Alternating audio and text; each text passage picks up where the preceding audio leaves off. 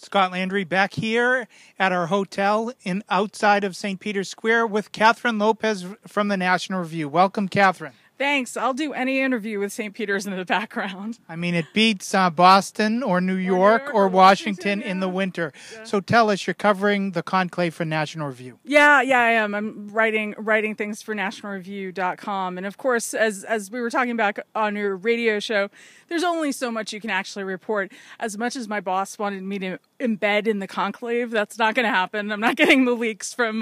So you're not going to get the white smoke coming out 5 minutes before we all see it. As much as I tried, believe me. So what is great and what's so wonderful about being here is to see how much life there is and so much enthusiasm among so many people from so many different places who have come here to be here at this historic time.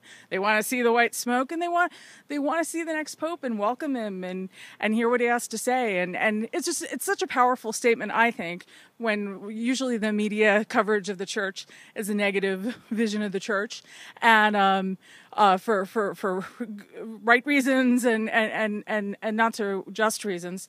But to see this is really to get a snapshot in both the present and the future of the church.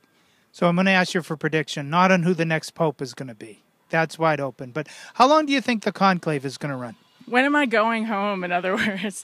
Well, I know a lot of people are hopeful that it's going to be the next couple of days, and in part because I think there's some sense of confidence about the last week and the conversations that the cardinals have been having. And so if it went on too long, then that would suggest maybe some of the conversations weren't as fruitful as they thought they were. So I guess this week is probably a safe bet. But if it starts going on toward later in the week, then it may just in fact be a longer conclave. You've heard it here first, not based on any inside info. I predict, Kathryn, Friday afternoon. Stay tuned. See if I'm right or wrong. Please continue to follow us on thegoodcatholiclife.com. Thank you, Kathryn. Thanks, Scott.